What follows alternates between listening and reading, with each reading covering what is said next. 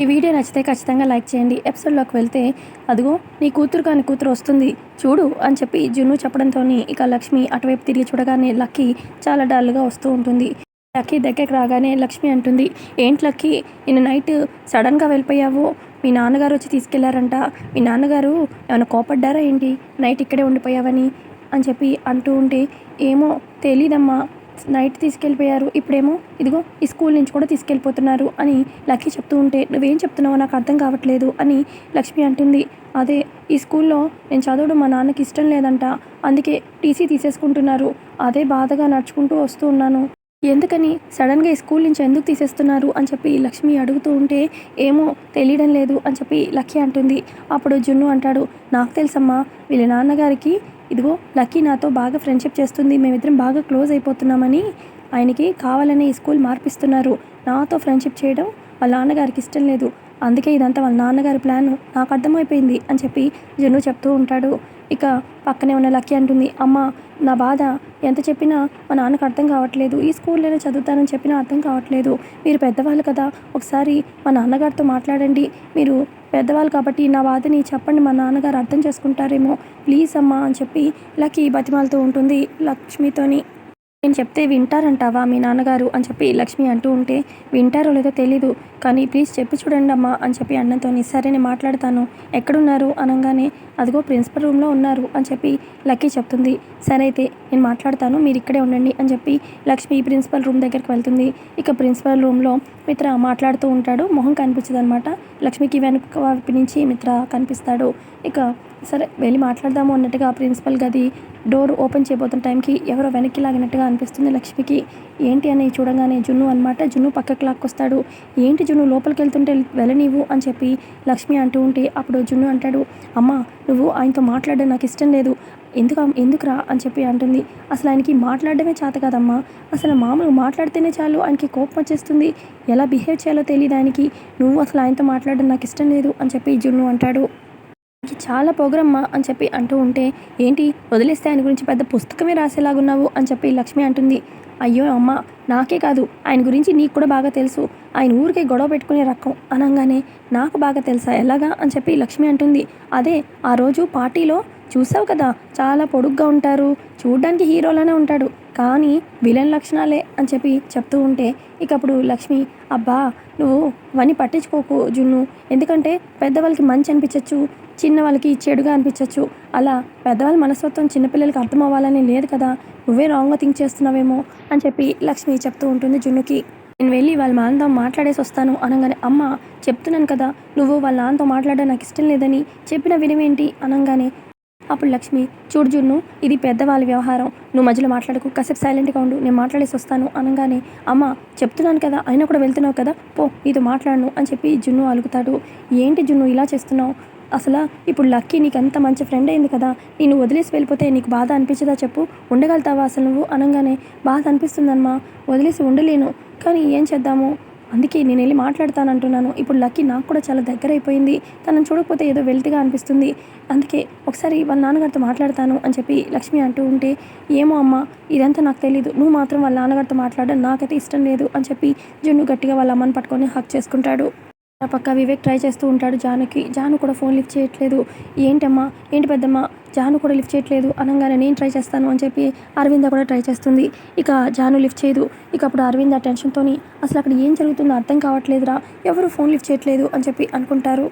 పక్క వేరే టీచర్ వచ్చి, జాను టీచర్ మీ ఫోన్ ఛార్జింగ్లో పెట్టారు కదా, మీకు చాలా కాల్స్ వచ్చాయి అని చెప్పి ఫోన్ ఇచ్చేసి వెళ్తుంది. ఇక ఫోన్ చూసుకోగానే జాను, ఇదేంటి వివేక్ అత్తయ్య గారు ఇన్నిసార్లు కాల్ చేశారు అని చెప్పి ఇక వెంటనే అరవింద కాల్ చేస్తుంది. జాను ఫోన్ చేస్తుంది అని చెప్పి అరవింద లిఫ్ట్ చేస్తుంది. ఏంటి అత్తయ్య గారు ఏంటి ఏమైనా పనా అనగానే, మిత్ర అక్కడే ఉన్నాడా, నువ్వు స్కూల్లోనే ఉన్నావా అనగానే, స్కూల్లోనే ఉన్నాను, మిత్ర గారు ఇక్కడ ఉన్నారో లేదో తెలీదు, లక్కీ అయితే కింద కనిపిస్తుంది గ్రౌండ్లో, మరి బావగారు దింపేసి వెళ్ళిపోయారేమో కనుక్కుంటాను అని చెప్పి లక్కీ దగ్గరకు వస్తుంది జాను.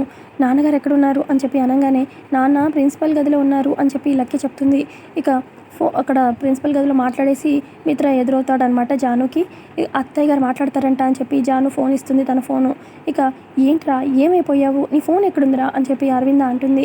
ఇక అప్పుడు మిత్ర చెప్తాడు, నా ఫోన్ కార్లో పెట్టాను మర్చిపోయాను అని చెప్పి అనగానే, సరే సరే నేను చెప్పేది జాగ్రత్తగా విను అని చెప్పి అరవింద మిత్రకి ఇలా చెప్తూ ఉంటుంది. పరిస్థితులు గారు కాల్ చేశారు. నువ్వు ఎట్టి పరిస్థితుల్లో కారు నడపద్దు. నీ కారు అక్కడే ఉంచు. నేను వివేక్ నిన్నొచ్చి పిక్ చేసుకుంటాము అనగానే ఏంటమ్మా ఏమవుతుంది నాకు? మీరేమీ రాక్కర్లేదు. అయినా నా కారు పెట్టుకొని మీరు మళ్ళీ నన్నొచ్చి పిక్ చేసేదేంటి? ఒక 10 మినిట్స్లో ఇంట్లో ఉంటాను అని చెప్పి ఫోన్ పెట్టేసి ఇక మిత్ర బయలుదేరదామా లక్కీ అని చెప్పి చెప్తూ ఉంటాడు. అప్పుడు లక్కీ అంటుంది, నాన్న చివర్లో కదా నేను ఫ్రెండ్స్ అందరికీ సెండ్ ఆఫ్ ఇచ్చేస్తాను నాన్న అని చెప్పి అనగానే ఏంటి సెండ్ ఆఫ్ అంటుంది ఏంటి లక్కీ అని చెప్పి జాను అంటుంది. స్కూల్ నుంచి టీసీ తీసుకున్నాను అనగానే టీసీయా అని చెప్పి షాక్ అవుతుంది జాను. అసలు ఎందుకు ఈ స్కూల్ బాగానే ఉంది కదా టీసీ తీసుకోవాల్సిన అవసరం ఏంటి బావగారు అని చెప్పి జాను అంటూ ఉంటే అప్పుడు మిత్ర అంటాడు, అదంతా నీకు తర్వాత చెప్తాను, ఇప్పుడు చెప్పిన అర్థం కాదు అని చెప్పి అనగానే సర్లే అయితే అని చెప్పి జాను అంటుంది. ఆ తర్వాత ఇక ప్లీజ్ నాన్న కాసేపు ఫ్రెండ్స్తో గడిపేసి వస్తాను అని చెప్పి అనగానే సరే అయితే ఈ ఫ్రెండ్స్తో మాట్లాడి అయిపోగానే నాకు కాల్ చేయి, నేను వచ్చి పిక్ చేసుకుంటాను అని చెప్పి మిత్ర ఇంటికి బయలుదేరతాడనమాట.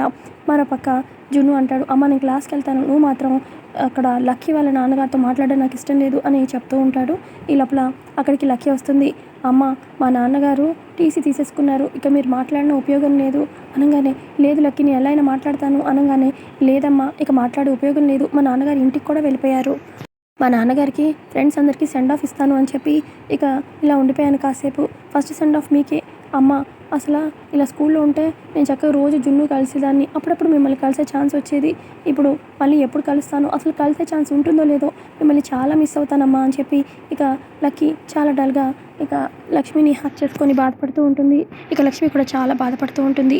లక్ష్మి అంటుంది లక్కీతోని దీనికే కళ్ళనీళ్ళు పెట్టుకోవాలా అనగానే మీరంటే నాకు చాలా ఇష్టం అమ్మ, అసలు చాలా అంటే చాలా ఇష్టం, మిమ్మల్ని వదులుకోవడం నాకు అస్సలు ఇష్టం లేదు, మళ్ళీ ఎప్పుడు చూస్తానేమో కానీ తప్పట్లేదమ్మా, బాయ్ అమ్మా అని చెప్పి జున్ను పద మిగతా క్లాస్మేట్స్ అందరికి కూడా నేను బాయ్ చెప్పాలి కదా అని చెప్పి ఇక జున్నుని తీసుకొని క్లాస్కి వెళ్తుందనమాట లక్కీ.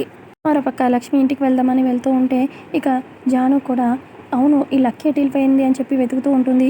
ఇక లక్ష్మి జాను చూసుకోకుండా ఒకరినొకరు చూసుకోరు, ఆపోజిట్గా వస్తూ ఉంటారు. ఇక లక్ష్మి జాను గుద్దుకుంటారు. ఇక లక్ష్మి చేతిలో ఉన్న చిన్న పర్సు కింద పడిపోతుంది. ఇక లక్ష్మి సడన్గా చూస్తుంది, అమ్మో జాను ఇలా ఎలా ఇరుక్కుపోయాను అని చెప్పి ఇక వెనక్కి తిరగకుండా అలాగే నించుంటుంది.